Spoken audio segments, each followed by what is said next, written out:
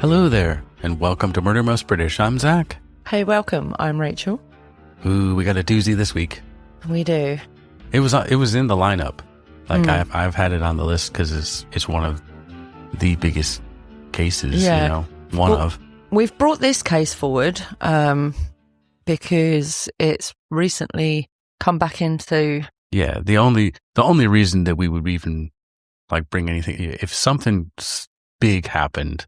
Yeah. Where you're just like, whoa, But I think we've brought this case forward in our list of what we're going to be doing because it's now back in the news. So it's a way of us, because everybody's talking about this case kind of at the moment, it just helps to, bring it to the forefront for people that haven't actually know the ins and outs of the case. Yeah, the whole story. Yeah, so we kind of wanted to bring it forward and go over it, and also, unfortunately, with the news, it also is focusing more on the perpetrator than the victims. Yeah, and we do like to obviously have victims as forefront of any of the cases that we talk about. But before we step into this case, a brief note from the archive. So since we launched our podcast, there's been more that we wanted to share. And on March 31st, we will be opening our Patreon. Yay! Cannot wait. Looking forward to it. Yep. Inside that will be ad-free episodes, early access, and exclusive cases that we won't release on our main feed. If you'd like to go deeper with us with more cases and that, we'll see you there on March 31st. Yep. Join us on Patreon. If you enjoy the stories that we tell here, please follow the show and leave us a 5-star rating. That really, really will help us. It genuinely helps others to discover what we do. You'll find all our socials, Discord, and more in the link tree in the description below. Your support keeps the archive open and ensures no story is ever forgotten. This episode includes discussions of child murder, violence, and allegations involving underage girls. Some listeners may find this material distressing. Listener discretion is advised. Let's get to the story. Let's begin. So, on a warm Sunday evening in August of 2002, the Cambridgeshire town of Soham was settling into the quiet rhythm of a summer evening. Families were finishing barbecues, children were still outside, stretching the last hours of the school holidays. Inside a house on a quiet residential street, 2 10-year-old girls stood beneath a clock while their friend's mother lifted a camera. The photograph that she took would soon be seen across the whole country. A short time later, the girls slipped out of the house. They were only expected to be gone a few minutes. But as the evening turned into night, something was wrong. The girls weren't upstairs. They weren't in the street. And in the small town of Soham, no one could find them. In the summer of 2002, the small Cambridgeshire town of Soham was the kind of place where people felt safe leaving the doors unlocked and children played freely in the streets. With the population just over 10,000 people-ish, it was a quiet English market town where local schools, churches, and small shops formed the center of daily life. For many families raising children here, Soham felt far removed from the darker stories that so often dominated the national news. Well, among the children growing up in the town were 10-year-old best friends Holly Wells and Jessica Chapman. The girls attended St Andrew's Church of England primary school and were rarely seen apart. Teachers described them as lively and close, sharing classes, hobbies, and the same group of friends. Like many children their age, they spent much of their free time together outside of school. They visited each other's homes, rode bikes, played football, and spent time around the neighbourhood during the long summer holidays. So on Sunday, the 4th of August 2002, Jessica spent the afternoon at Holly's house in Red House Gardens. Earlier that day, friends of the Wells' family had gathered for a summer barbecue, and the girls spent much of the afternoon moving between the house and the garden while the adults talked and prepared the food. At different points, they went upstairs to use the computer, listened to music in Holly's room, and wandered back outside to play as the relaxed gathering continued.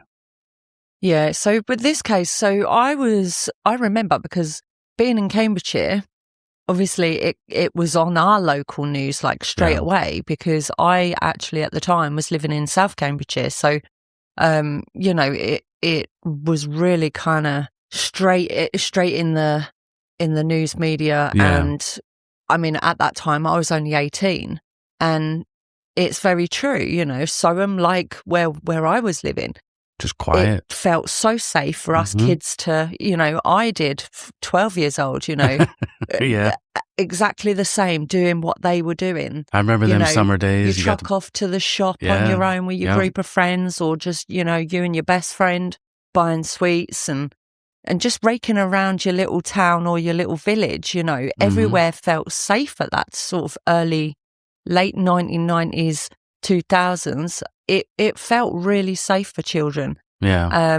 But yeah, so on this evening at 5:04 p.m, Holly's mother, Nicola, took a photograph of the two girls standing beneath a clock inside the house. Both were smiling broadly and wearing matching red Manchester United shirts that belonged to Holly's older brother. I remember doing that. I used to steal my brother's shirts all the time. The image captured an ordinary moment on a summer afternoon, two friends enjoying the final weeks of the school holidays. And within days, that same photograph would appear on television screens and newspaper front pages across the country. Later that evening, at around 5:30 p.m., the girls sat down to eat with Holly's parents and the visiting guests. Shortly after 6:15 p.m., they left the table. Holly's parents believed the girls had gone upstairs to Holly's bedroom. But a short time later, the two friends quietly slipped out of the house without telling anyone and headed out intending to buy sweets. Well, they only had a small amount of money and expected to be gone for a few minutes. Their plan was simple: to walk to the nearby Ross Piers Sports Centre, where children often stopped to buy sweets from the vending machine. The sports centre was only about 5 minutes from the house, just a short and familiar walk through the streets that the girls knew well. As they moved through Soham that evening, they passed landmarks that were part of everyday life in the town: the secondary school, the war memorial, the sports center, and the shops along the high street. At one point, a passerby reportedly pointed them out to his wife and joked, quote, "Look, two little Beckhams." Obviously, a reference to the Manchester United shirts that they were wearing. Yeah, I think because they had number 10 on the back. Yeah, and had obviously Beckham on it. David Beckham used to. Yeah, because he was huge then. Yeah, Yeah. it was a massive football influence back then. Very, very at his peak in football. But they obviously were two little keen Manchester United supporters, bless them. Well, at the same time, another figure lived quietly within the community, Ian Huntley. He had been working since November 2001 as the caretaker at Soham Village College, the town's secondary school. By the summer of 2002, he was living nearby with his girlfriend, Maxine Carr, in a house on College Close. But by Easter 2002, Maxine Carr was working at St Andrew's Church of England Primary School in Soham, where the girls had attended. From the summer term of that year, she was the temporary classroom assistant to the Year 5 class, attended by Holly and Jessica. The girls therefore came into contact with Huntley through knowing Carr, rather than as a result of his employment at the Soham Village College. Before moving to Cambridgeshire, Huntley had spent most of his life in the Humberside area of northern England. Between 1995 and 1999, Huntley came to the attention of Humberside Police and Social Services in relation to 11 separate incidents, 9 of which involved allegations of sexual offenses. These included 4 allegations of unlawful sexual intercourse with girls under 16, 4 allegations of rape, and 1 allegation of indecent assault on an 11-year-old girl. He was neither convicted nor cautioned in relation to any of those incidents. Well, in the years that followed, Huntley moved between jobs and locations across the Humberside area. By late 2001, he had secured the caretaker position at Soham Village College, a role that placed him on the school grounds each day and made him a familiar figure in the town. By the summer of 2002, both had become familiar figures in Soham. Carr worked at the local primary school while Huntley had carried out maintenance duties around the secondary school campus. Residents saw them in passing shops along the streets or around the school grounds. Yeah, just kind of integrated into the town. Yeah. But yeah, I just couldn't believe that he didn't get any sort of conviction or anything for all of them. That's crazy. Yeah, And so not there's one of them got obviously a him. lot of accusations or against him on them cases. And if I remember rightly, in this case, after when it all went to court about Holly and Jessica, they weren't allowed to know about these prior accusations. Because it didn't really have. So obviously, it's one of those things with the court where it didn't really have any bearing on what that case. Yeah. But knowing that history, you're just like, well, what the fuck? Yeah.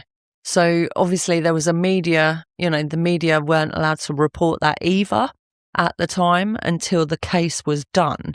So obviously we'll go into a little bit more about that when we come to telling you about the court side of things. Well, okay. So at 6:28 p.m., CCTV cameras at the Ross Piers Sports Center captured Holly and Jessica crossing the forecourt together, still wearing the shirts.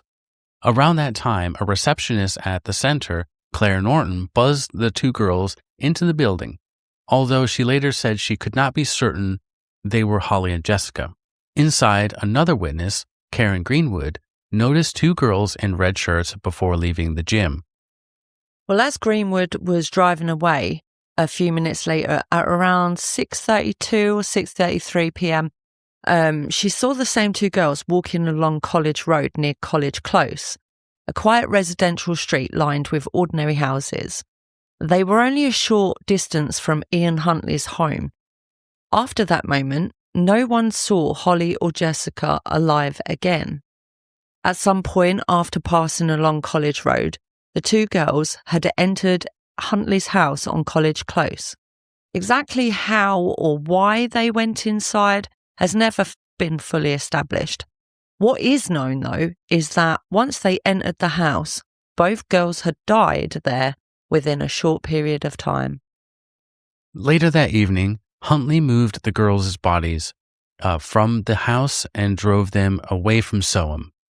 The journey took him across the flat farmland of the Cambridgeshire Fens and into neighbouring Suffolk. Near a remote farm track known as Common Drove, close to RAF Lakenheath, he placed the bodies in a roadside ditch surrounded by long grass and vegetation. At the site, he attempted to set the bodies on fire using petrol before leaving them concealed in the ditch. After returning to Soham, Huntley began trying to erase what had happened. The girls' clothing was cut up and burnt. The charred remains were hidden in refuse containers at Soham Village College. Inside the house on College Close, traces of the evening were also cleaned away. From the street, nothing looked unusual. College Close appeared exactly as it always did, and anyone passing that evening would have had no notice to even stop or look twice. By the end of that Sunday night, the families of Holly and Jessica were searching for them. No one yet understood what had already happened. When Holly and Jessica slipped out of Holly's house that evening, no one realised that they had gone. Holly's parents believed the girls were upstairs, and for a time, the two friends were simply assumed to be somewhere inside the house. Between 8 and 8:30 p.m, as the guests from the Wells family barbecue prepared to leave, it became clear that the girls were nowhere in the house or garden. Nicola Wells began searching the property and calling for them, but there was no answer. This is really crazy to me because it makes me think of my own childhood. Because I was in the fifth grade. I do believe we were living in Tennessee at the time.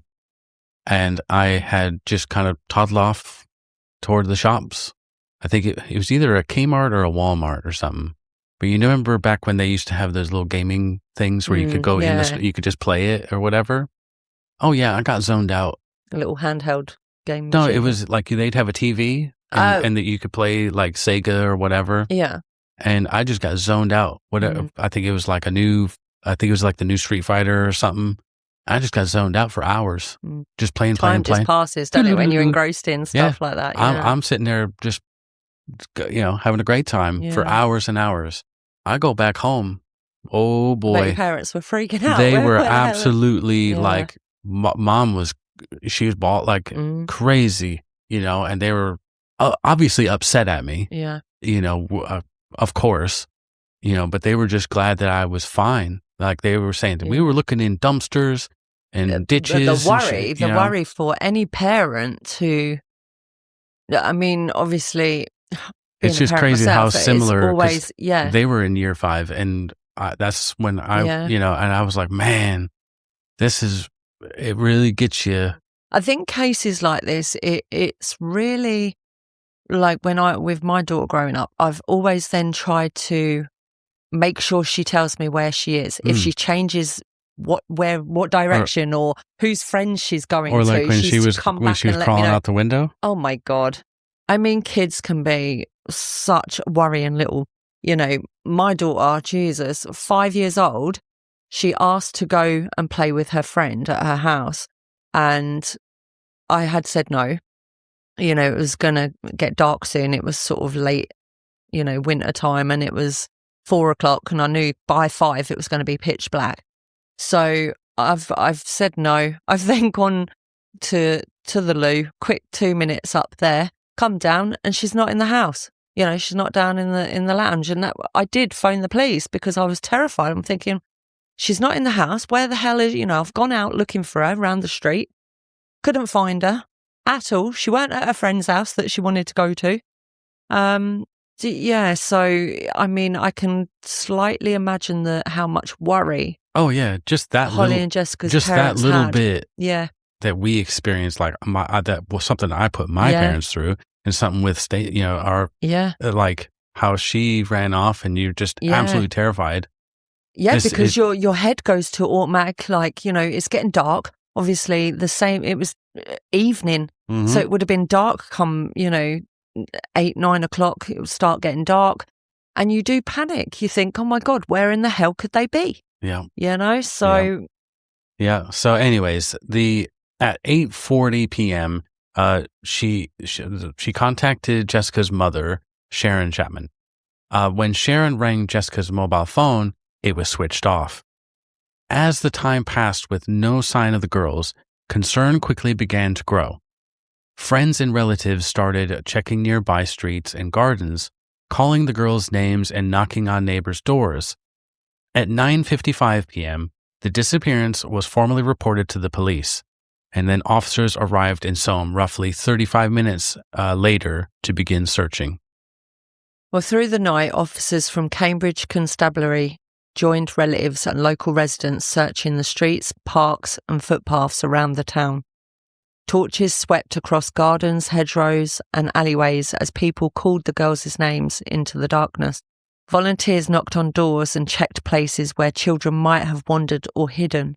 At first, many people believed that Holly and Jessica would soon be found somewhere nearby. But as the hours passed without any sign of them, the situation began to look increasingly serious. During those early hours of the search, Ian Huntley also appeared among the people looking for the missing girls. At around 10:35 p.m., 4 local villagers searching near College Close encountered him. Huntley told them he had not seen Holly or Jessica that evening. Around 1 a.m., a police officer saw him again near his home, where he offered to help with the search. Over the following hours, however, his accounts of the events began to shift. By around 1:30 a.m., Huntley was telling firefighters that he had seen the girls at about 6:30 p.m. earlier that evening. Later, he began offering different times. At around 2:30 a.m, he told a friend of the Chapmans that he had seen the girls at about 5:50 p.m, and later told a police officer it had been closer to 5:45 p.m. The officer also noted that Huntley's hair appeared wet, as though he had recently took a shower. And those times make, because they can really this was the thing, they could really pinpoint a lot of the timings. Yeah. And if he's saying that time, it's like, well, no, they were actually with us having dinner. Yeah. What do you mean? It's like he just couldn't quite, he was in a rush to have a cover story or something. He clearly was trying to, he clearly just didn't know what time, he's trying to kind of come up with something without thinking. Because also it could have been, he thought, they're going to find out that they came by here. There's going to be a witness or CCTV of some kind that puts them close. Possibly he's thinking, yeah. He's like, oh shit. And trying to come up with something and just thankfully blundered like an idiot. In some way, just solely trying to distance himself from, seeing them at specific time that timings they were are crucial. Fully missing, yeah. Well, the detectives would later note how quickly that timeline had changed of his, how he said things went down. Another detail soon entered the picture, though. Maxine Carr, who had traveled to Grimsby that weekend to visit family, later said she had spoken to Huntley by phone at 6:24 p.m. During that call, she said that he mentioned that some girls had asked about her. In the days that followed, Carr told police that she had been at home with Huntley on the night the girls disappeared, a statement that appeared to provide him with an alibi. Well, by the morning of the 5th of August, the disappearance had become a major missing person investigation. Police began door-to-door inquiries throughout Soham, asking residents whether they had seen the girls the previous evening. Witnesses confirmed sightings of Holly and Jessica walking through the town that evening. Detectives carefully mapped each sighting in an effort to trace the girls' movements and determine where they had last been seen. Well, as the search widened, the scale of the operation grew rapidly. Helicopters scanned the surrounding countryside, while police dogs searched hedgerows and drainage ditches. Divers examined nearby rivers, ponds, and waterways. Hundreds of volunteers joined organized searches of farmland, woodland, and open fields surrounding Soham. Personnel from the nearby United States Air Force bases also assisted with the effort. Within days, the search had become one of the largest missing person operations ever mounted in Britain. That's nice. The personnel from the Air Force base. So that would be Lakenheath, RAF Lakenheath, and RAF Mildenhall. Mm-hmm. Yeah. Yeah, I mean, I was at Lakenheath. You was based at Lakenheath, not at in 2002 when this case happened. Yeah, but I would have been out there. You was based there, wasn't you? I would have been out there. It's a people that you're just like, hey, we need to help. I think, especially with children missing, I think everybody will come together. Oh yeah, strangers and whoever. You just get out there and try and help and do your best to find these children. Well, the disappearance quickly drew national attention. Photographs of Holly and Jessica appeared on television broadcasts and newspaper front pages across the country. The photograph taken earlier that evening by Holly's mother quickly became one of the most widely recognised images in Britain. Appeals for information were broadcast repeatedly as police urged anyone who might have seen the girls to come forward. As the story spread, public appeals intensified. News International announced a reward of £150,000 for information that might help locate the girls. Soon afterwards, the Express newspapers offered a £1 million reward for information leading to their safe return or the arrest and conviction of whoever was responsible. Police hotlines were soon flooded with calls from members of the public reporting possible sightings or passing on information investigators might be able to use. Well, among those appealing directly to the girls was England footballer David Beckham, then playing for Manchester United. In a televised message, he said, quote, "Please go home. You are not in any kind of trouble. Your parents love you deeply and want you back. Behind the scenes, detectives were working through an enormous volume of information. Many reports turned out to be mistaken sightings or unrelated leads, but officers checked each one carefully. At the height of the operation, around 400 police officers were assigned to the case, making it one of the largest investigations of its kind in modern British policing. Wow. That is a lot of people. You know, all the police Well, and the people looking. Children, they don't just disappear. Yeah. You know, they've got to be somewhere. Yep. And so, yeah, all hands on the case, you know, going through and it's time consuming to go through all this different information coming in. Yeah. And it's going to be a huge volume of course. And you want to try to do it and get through it as quick as possible to find the legitimate sightings and, you know, witness accounts of sightings and stuff. So crazy. Madness. Yeah. Well, as part of the inquiry, detectives also examined individuals who might pose a risk to children. Police examined the sex offenders register and carried out checks on known offenders in the region, while investigators conducted background checks on people connected to the area. At the same time, investigators continued reconstructing the girls' movements through witness statements and CCTV images. Gradually, a clearer picture began to emerge of the route Holly and Jessica had taken through Soham before they disappeared. Well, as detectives continued examining the evidence, attention increasingly turned to Ian Huntley. Investigators had already noted the changing timeline that he had given during the first night of the search, and they began looking more closely at his movements and statements. During the search, Huntley also appeared in television interviews about the missing girls. He later said he had initially been reluctant to speak to the media and had agreed only on the understanding that the footage would be broadcast locally rather than nationally. In the days that followed, detectives compared Huntley's statements with witness accounts and other emerging evidence as the investigation continued to develop. That's weird. Oh, just don't broadcast this nationally. It only needs to be local.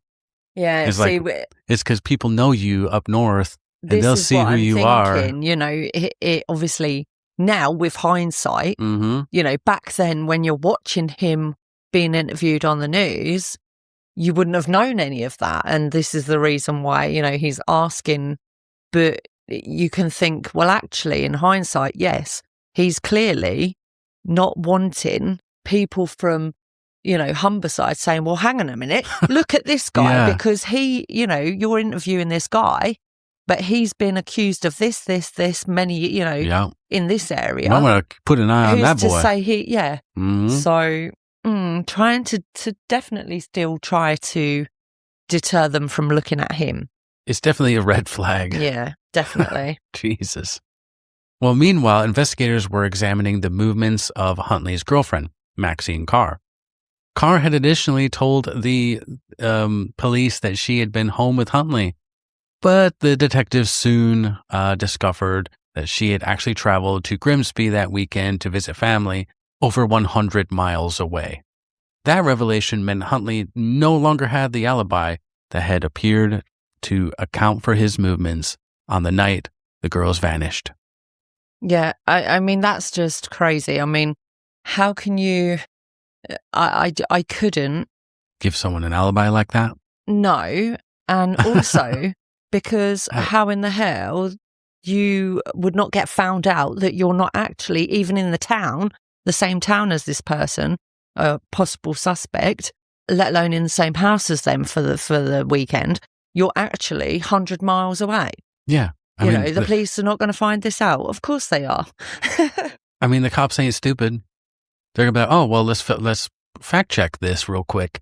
And there you go. From the sounds of it, Ian Huntley and Maxine Carr don't seem to, in my opinion, have had the full inkling that they would ever be looked at as suspects.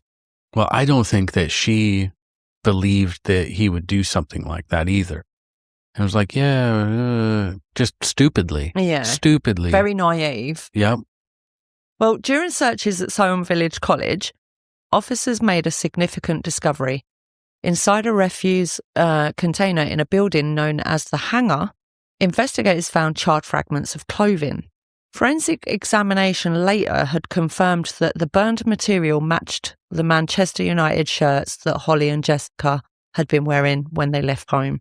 So in the early hours of the 17th of August 2002, detectives finally arrested both Huntley and Carr at their home. Yeah, he disposed of evidence where he works. Okay. But then that says to me that they clearly didn't think that they were suspects or being seen as suspects. You know, well, he just did, whatever was convenient, and it was more convenient because he knew the place, he knew the college, he knew where to go and where to dispose of stuff, whatever, and it was more convenient for him to do that, possibly. But it was just like, are you kidding me? You're disposing of it where you work, so now they've connected you to that, and then you've said that you've seen him. You have no alibi. It's just all the points start to connect. And that's the thing, with the alibi situation, once that became that he then had no alibi, you become a suspect. Well, okay. So officers searched Huntley's house on College Close. Investigators noticed that the rooms appeared to have been recently and carefully cleaned.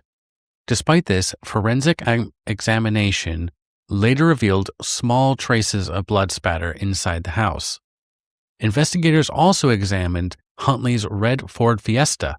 Forensic specialists analyzed fibers, soil, pollen, and other traces recovered from the vehicle, along with material collected from the house and surrounding areas.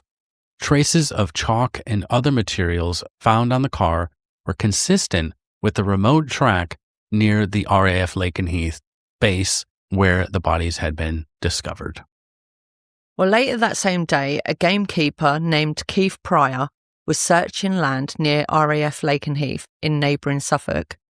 Beside a remote farm track known as Common Drove, he discovered the two bodies concealed in a roadside ditch. Police quickly sealed off the area while the forensic teams examined the scene. The location lay roughly 10 miles from Soham, surrounded by open farmland. The discovery brought the search for Holly and Jessica to a tragic end. Their remains were later formally identified through DNA testing. News of the discovery spread quickly across Soham.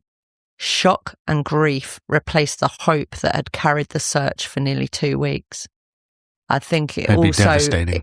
It not just across Soham, across the whole country, there was shock and grief. And it was, because it was so widely, it was every day. Everybody was following this case and hoping that the girls would be found alive, safe and well. And I think this just devastated the whole country. Yeah. Well, then it's gone to trial. So the trial of Ian Huntley and Maxine Carr began at the Old Bailey in London on the 3rd of November 2003, more than a year after the deaths of Holly and Jessica. By then, the Soham case had become one of the most closely followed criminal investigations in modern Britain. Huntley faced 2 counts of murder. Carr, his former girlfriend, was charged with conspiring to pervert the course of justice after providing Huntley with his false alibi during the early stages of the investigation. They did look into charging her with assisting an offender, but them 2 charges dropped. But opening the case, prosecutors told the jury that the evidence would show Holly and Jessica had entered Huntley's house on College Close during their walk through Soham on the evening of the 4th of August 2002. They argued that the girls had died there while Huntley was alone with them. Because of the condition of the remains, pathologists could not determine a precise medical cause of death, but the court heard that the most likely explanation was asphyxia. Over the following weeks, jurors heard extensive forensic evidence linking Huntley, his home, and his car to the deaths of the 2 girls. Scientists described the recovery of charred fragments of the clothing from that refuse container in Soham Village College, where Huntley was working as the caretaker. Forensic testing also identified 154 transfers of hair and fiber evidence between items connected to Huntley and belongings associated with Holly and Jessica. During the trial, the jury was also taken to Soham and to the remote ditch near the RAF Lakenheath where the girls' bodies had been discovered. The visits allowed the jurors to see the locations central to the case, the streets where the girls had last been seen walking, the house on College Close, and the isolated farm track at Common Drove. Prosecutors also drew attention to Huntley's behavior in the days after the girls disappeared. Jurors were shown the television interviews he had given while the search was underway, in which he described seeing the girls and appeared to present himself as a concerned witness. The prosecution argued that Huntley had deliberately placed himself in front of cameras in order to appear helpful while concealing his own involvement, which is absolutely wild and cruel. A lot of criminals tend to do that. They insert themselves into And I think the mindset, in my opinion, just in my opinion, I mean, I'm not professional, but the mindset of doing that, I believe that it's a way of them reliving it. Either that, but mostly to try to know what's happening, but also try to use that in order to mold the narrative. And make out that, they're so worried as well, they could possibly never be a suspect, so it's a case of true, trying to hide behind being in the forefront of a case. Attention during the trial also turned to Maxine Carr. Prosecutors had told the jury that during the early stages of the investigation, she had falsely claimed to have been at home with Huntley on the night that the girls disappeared, providing him with an alibi at a crucial moment in the inquiry. Carr's defence team maintained that she had believed Huntley was innocent and had repeated his account because she trusted him. Awful. She was sat in the dock with him, pretty much side by side. Yeah. She did not once look at him from the court transcripts that I had read. He tried to make eye contact with her, but she was adamant. She didn't want to look at him. Hell no. Well, by the later stages of the trial, Huntley no longer disputed several key facts. He accepted that the girls had entered his house, that they had died while he was alone with them, and that he had later moved the bodies and tried to destroy the evidence by burning their clothing. The central question for the jury became whether Huntley's explanation that the deaths had been accidental could be believed. Well, when Huntley entered the witness box, he gave his version of events. He claimed that Holly and Jessica had come into the house because Holly had a nosebleed. According to his account, Holly later slipped and fell into a partially filled bath and died. He said Jessica then began screaming, and that when he tried to silence and restrain her, he accidentally caused her death as well. Huntley insisted he never intended to harm either girl. The court's transcripts said that he admitted to, with Jessica, that because she was screaming, he put his arms out and covered her mouth. Yeah. And that's how she died. But I'm thinking, dude, just tell the truth. Yeah. Just come out with it. There's at some point you should be able to say, you know what? It's over. Yeah. They've got it all. And I just tell the truth. Mm-hmm. But he just refused to tell the truth. So the prosecutor, Richard Latham QC, strongly challenged that account. In his closing speech, he told jurors that Huntley's explanation did not match the forensic evidence or the sequence of lies he had told the police and the public. Latham argued that whatever had begun inside that house had likely been sexually motivated and had gone wrong. At that point, he said, both girls had to die in order to prevent them revealing what had happened. Yeah, the forensic evidence not matching. I mean, he was saying that there was that one had a nosebleed. Well, the evidence didn't show that there was any blood found on her T-shirt. So there's no blood traces to corroborate his nosebleed theory. But Huntley's defence team urged the jury to reject the charge of murder and instead return verdicts of manslaughter. They argued that there was no proof that Huntley had intended to kill or caused really serious injury. Carr also gave evidence in her own defence, telling the court that she had not known Huntley had murdered the girls. Her lawyers said that she had lied to police out of misplaced loyalty and fear rather than knowledge of a crime. After several weeks of testimony, legal arguments, and closing speeches, the case was handed to the jury. Deliberations lasted around 17 hours. On the 17th of December 2003, the jury returned 11-1 majority verdicts. Ian Huntley was found guilty of the murders of Holly Wells and Jessica Chapman. Maxine Carr was found guilty of conspiring to pervert the course of justice, but cleared of 2 counts of assisting an offender.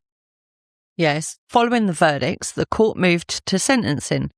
Mr. Justice Moses addressed Huntley directly, telling him, quote, "You murdered them both. You were the only person who knows how you murdered them. In your lies and manipulation up to this very day, you have increased the suffering you have caused the 2 families." Huntley was sentenced to 2 life sentences for the murders, with a minimum term of 40 years before he could be considered for release. Maxine Carr was sentenced to 3.5 years in prison. Yep, and he still never told the truth. Nope. Even after that. Well, Scumbag. Scumbag. In the days following the verdicts at the Old Bailey, attention turned back to the families of Holly and Jessica. For more than a year, they had endured an ordeal that unfolded in public view. From the desperate searches through the fields around Soham to the long investigation and trial in London. When the court process ended, the headlines began to fade, but for the families, the loss remained unchanged. The challenge ahead was learning how to continue their lives without 2 girls who had once filled their homes with laughter and love. In Soham, the impact of the case was impossible to ignore. The town that had come together to search fields, parks and farmland for the missing girls now had to live with the knowledge that the tragedy had unfolded within its own streets. For many people in Soham, the murders of Holly Wells and Jessica Chapman became a defining moment in the town's history, permanently changing the way the community saw itself. Even before the trial had begun, the country had paused to remember the 2 girls. On the 30th of August 2002, a memorial service was held at Ely Cathedral. Beautiful cathedral. I've Beautiful. been there. Yeah, Yep. It's so beautiful. Well, it was attended by around 2,000 mourners, including family members, teachers, classmates, and residents from across the region. Messages of sympathy arrived from throughout Britain, and football clubs across the country observed moments of silence before matches. The service became a powerful moment of collective mourning, reflecting the depth of grief felt far beyond the town where the girls had lived. In the months that followed, one particular place in Soham became a grim reminder of the tragedy. The house on College Close, where the killings had taken place, began to attract visitors drawn by curiosity. For local residents, it became an unwanted symbol of what had happened. In April of 2004, local authorities arranged for the building to be demolished. The site was later cleared and redeveloped, removing a physical landmark that had become closely associated with the case. Yeah, you have the weird stuff, weird curiosity. Yeah, where I people don't want to get see that. the house. I mean, I get it to an extent, but just no, it's just no. not something that I mean, the family's still living in Soham, and they're not going to want to see masses of people standing outside this monster's house. Mm-hmm. But it's a curiosity that affects. Like, look at all the Jack the Ripper stuff. Yeah, they have tours. You can go to all the different sites. To be fair, I'm still shocked that he even had pen pals, for God's sake. Who in the hell in their right mind wants to write to these people? Well, we just watched something about that where there's the women that, they write letters to there's the a name for it, murderers. isn't there? Yeah. I can't remember what it's called, but I don't It's get weird. it. I don't get it. Why do you want to talk to these monsters? Well, there's that separation as well, because they're never going to get out, and you can talk to them or whatever. They're never going to be able to get out to do anything, really. I don't know. It's a weird thing. I don't know. Creepy. Yeah, I wouldn't want to talk to somebody like that. Well, beyond Soham, the case also raised serious questions about how Ian Huntley had been able to secure employment at a school despite earlier allegations involving young girls during his time in the Humberside area. Although those allegations had not resulted in criminal convictions, it later emerged that Huntley had come to the attention of police several times before the murders. Crucially, information about those incidences had not been properly recorded or shared between police forces, meaning the details did not appear during background checks carried out before he began even working at the Soham Village College. Yeah, so back then, I think now, it's such a good idea to have one central police force database that all police forces can access. So, it can kind of try to prevent people like this with, terrible accusations against that. Okay, he wasn't found guilty of them accusations, but yet still it should appear on a file, that these have something. People have reported allegations about this person, so that when they do a DBS check, you can safeguard better, because you can think, well, actually, this person, yes, although he hasn't been found guilty and convicted of these crimes, if you've got there's been plenty of allegations. If you've got 9 allegations of a serious nature, that he wouldn't be the right person to be working within the school, so then you wouldn't offer them a job. But in response to the concerns, the government established a public inquiry chaired by Sir Michael Bouchard, I think. Oh, sorry. I think it's Bouchard. Sorry, Michael. Well, the Bouchard inquiry examined how police forces recorded and shared intelligence about individuals who might pose a risk to children. Investigators reviewed thousands of police documents and records in an effort to understand how information relating to Huntley's earlier allegations had failed to surface during the vetting process for his employment. When the inquiry reported in 2004, it concluded that serious systemic failures had occurred. Intelligence records had not been properly maintained, and communicated between police forces it's just been inadequate, full stop. The report issued 31 recommendations aimed at improving how police intelligence and safeguarding information were recorded and shared. Well, those recommendations led to significant reforms in safeguarding systems across the country. Procedures for criminal record checks were strengthened, and new mechanisms were introduced to improve the sharing of intelligence between police forces and organisations responsible for protecting children.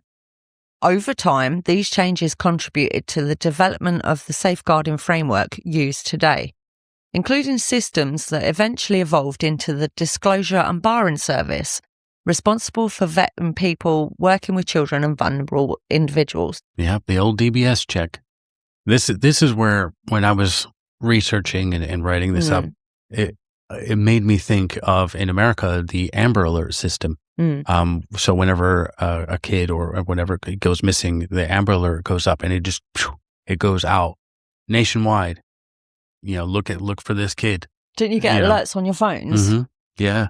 So that's a good idea, and we should have that over here. I do believe it has crossed, national lines to where other countries have adopted a similar thing. But the UK is always pretty slow on catching up with the rest of the world, to be fair. Just in case people don't know, what the history of it, in 96, a 9-year-old girl named Amber Hagerman in Arlington, Texas, she went missing So it really made people think about what's going on. And she was unfortunately murdered, but it changed how people do things. And the Amber Alert system has saved hundreds upon hundreds of kids since then. I think, because obviously I think we all understand that time is of the essence, and, the statistics of something tragic are likely to have to happen. The window of opportunity to try to find the children alive, or, But I just thought it was such a great legacy. Yeah. I mean, yes, I would rather have them be alive and well and whatever, but the same with Amber, with the DBS checks, the enhancement and all these recommendations, I can only imagine how many people have been saved because of those recommendations and all that coming up saying, hey, we need to fix this fucking system because of this. So I just think of it like their legacy is that the saving of thousands of people probably from predators. Yeah, most definitely. Time is of the essence, and as soon as you can get information out there that this person, and nationwide, people can then be on the lookout. Yeah, and if they spot anything, see them in a car driving past, and you just happen to catch a face or whatever, you can pass that information on straight away, and the police are then if you get that alert, and you put it on as many screens as possible, and people look at it, and they put it's in their mind, fresh. Well, anyway, let's get back to it. Yeah. So for Maxine Carr, the aftermath of the trial brought consequences that would shape the rest of her life. Although she had not been convicted of involvement in the murders themselves, she had been found guilty of conspiring to pervert the course of justice.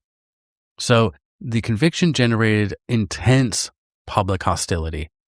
Carr served around 21 months of her 3.5-year sentence before being released from prison in 2004. Because of the threats made against her after the case, the High Court granted Carr lifelong anonymity in 2005. The ruling allowed her to live under a new identity and prevented the media from publishing information that might reveal her location or current name. The order was highly unusual, reflecting the level of public anger surrounding the case and the concerns that her safety could be put at risk if her identity became known. Meanwhile, Ian Huntley began serving his sentence within the prison system. Because of the notoriety of his crimes, he was held in high-security prisons and remained under strict supervision.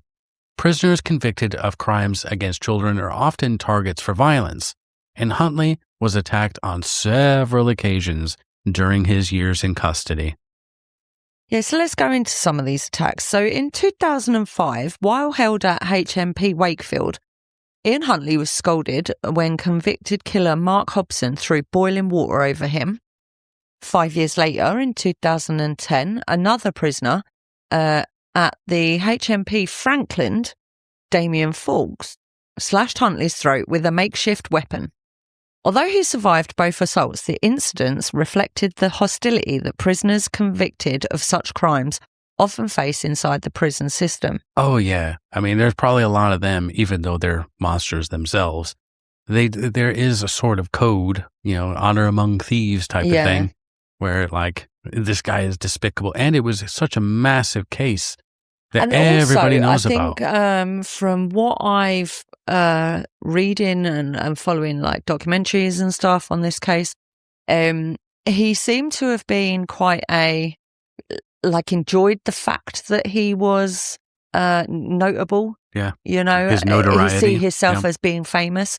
And I think that he tried to use that in prison as make himself feel bigger than he. Yeah, as a tool to get himself through it. Well, in 2025, Huntley briefly returned to public attention after reports emerged that he had been seen in prison wearing a red football-style shirt bearing the number 10. Disgusting. Yeah. The details sparked widespread criticism, with commentators suggesting it could be interpreted as a reference to the murders. Prison staff reportedly removed the shirt following those complaints. Good. In my view, that's just gross. Absolutely abhorrent. Well, from some of the reports, I'll just say allegedly, like some of the guys, other prisoners, they were like, "You're a sick bastard," because he was wearing that shirt. So you can just show just from that people will be like, "This guy's got to go." He's definitely was not a likable character in prison. Well, more than 2 decades after the murders, the case returned briefly to the national headlines. On the 26th of February 2026, while being held at HMP Frankland in County Durham, Huntley was attacked during a workshop session by another inmate. The suspected attacker was Anthony Russell, a triple murderer serving a whole life sentence. During the assault, Huntley was struck repeatedly with what reports described as a spiked metal pole. Goodness gracious. And reportedly, allegedly, he said a few things afterwards, after the guards got him. He's like, "I've done it. I've killed him." Yeah, that's what's quoted to be he had been heard saying. Yeah, crazy. Huntley suffered severe head injuries and was rushed to hospital in critical condition. Doctors placed him on life support as they attempted to stabilize his condition, but the damage to his brain proved catastrophic. After several days in intensive care, medical staff concluded that recovery was unlikely. He had like a 5% chance. Yeah, he was stuck in a coma. There was no sort of... there was barely a chance he was going to survive. No activity. Yeah. So life support treatment was withdrawn on the 6th of March, and Ian Huntley died the following day at the age of 52. His death brought an end to the life of the man responsible for one of the most shocking child murder cases in modern British history. I'm going to keep my opinions to myself on his death. Good. Well, I say the comments online and that, a lot of people were like, "Oh, the guy that killed him should get time off his sentence." That dude, it's like, no. He was awful. It was monster on monster crime. And you don't, no, come on, get a grip. At the end of the day, the guy that killed him shouldn't be praised in the sense that, he's not a hero. He's not... he's a triple murderer. Exactly. And at the end of the day, the guy alleged guy that supposedly killed him, there's a court case going on now. In regards to it is ongoing. The suspected killer of allegedly Ian Huntley. So we can't really go into too much of that at the moment. Maybe we can revisit it a little bit. Yeah, we'll do an update later. Yeah. But allegedly, the guy has not attacked him because of what Ian Huntley had done, crime with his crime. It seems to have been for a different reason. Yeah. But it looked like at some point somebody was going to get him. He was being repeatedly attacked, over the years. So, it kind of feels inevitable that something serious would eventually happen. So, yeah. All I can say on the matter is that I'm not sad that he's dead. Not going to shed a tear. Nope. But anyway, the legacy of the Soham murders is not defined by this monster who committed them. Instead, it lies in the memory of Holly and Jessica, 2 children whose friendship and lives were cut tragically short. Their deaths exposed serious failures in the systems designed to protect children, and the reforms that followed reshaped safeguarding practices across the United Kingdom. More than 2 decades later, those changes remain part of the structures intended to protect vulnerable people. And in Soham, the names of Holly Wells and Jessica Chapman continue to be remembered, not only for the tragedy that took them, but for the community that came together in the search for them and the determination that such a loss should never, ever happen again. Well, that was the story of the murder of Holly and Jessica. Now, we know that you're going to have, everybody's got strong views on this case. Obviously, we'd like to hear what you thought of the case. Want to know my view? Is it audible? It's the American in me. Okay. Mm. With capital punishment, it's one of those things where you have to have, without a doubt, that's who, they knew it was him. And for me, like I remember you posted about him dying, and I was like, they should have strapped him to old Sparky. Yeah, and he could have fucking rode the lightning straight to hell. I posted a post on Facebook, on my personal Facebook, about, I was glad that he had passed. It's one of those things where, yes, one less fucking monster like that. Well, there's so much, I mean, is it really justice, him spending his life in jail? He's still being fed, took care of, basically. Any health concerns, he's taken care of. Yeah. And in my view, if somebody gets whole life order, they should just be done. I mean, there's so much to it. Taxpayers are paying for their upkeep. There's never ever going to be any justice for the victims. Yeah. In this situation. So yeah, in my view, I definitely think that the topic and conversation needs to be had about possibly bringing back the death penalty in the UK, especially for absolutely, diabolical cases that you can't refute. The evidence is beyond a reasonable doubt. Exactly. They done it. Yeah. Yep. So, but I mean, the UK, things are going a bit downhill. Going a bit whack. They're wanting to go a bit weird. Minimize jury trials and things like that. So yeah, we talked about that before, where they wanted to. That's a big no-no. They should not do that.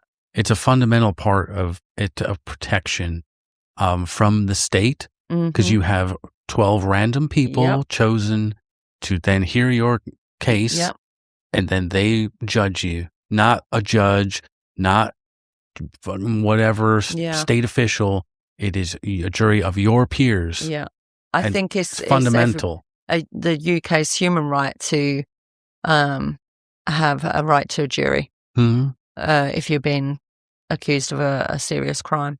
I think it is a cornerstone of the justice system. It is a pivotal you need it. Yeah, so fingers crossed going forward. Let us know your views on the jury service. We'll see how that shakes out. Possibly minimised or whatever. Anything. Let us know about your cases that you've enjoyed listening to over the past sort of cases that we've done. This case, and hey, if you know a case that you'd like to hear us cover, drop us in the comments. Let us know. Maybe a case that we've not heard of, or we've not got in our list of up and coming cases that we're going to cover. So anywhere anywhere we do UK, Ireland, surrounding islands, Channel Islands, all that. Yep. So Scotland, Wales, and just let us know if there's a case that you think that our other listeners would like to hear. Yep. That'd be great. Well, if you like the work that we do here in the archive, please follow the show and leave us a 5-star rating. It really does help these stories reach further and keeps the archive growing. Everything you need. Socials, Discord, it's all in the links to the description below. So go down there. Go take a look, and until next week, stay safe and stay curious. Bye-bye.